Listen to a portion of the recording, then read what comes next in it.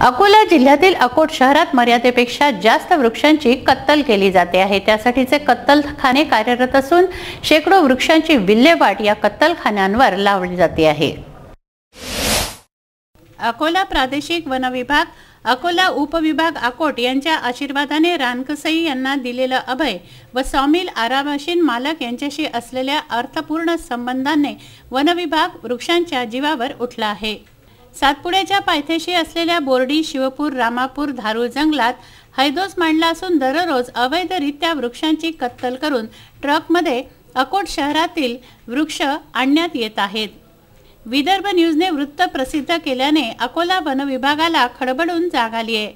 1 जानेवारी 2020 ला वृक्षाच्या कत्तलखान्यावर धाडी घालून मोठ्या प्रमाणात वृक्षाचा अवैध साठा जप्त करून आरामशीन मालकांविरुद्ध विविध कलमान्वये गुन्हा दाखल करून 2 वाहनं जप्त करण्यात आली आहेत।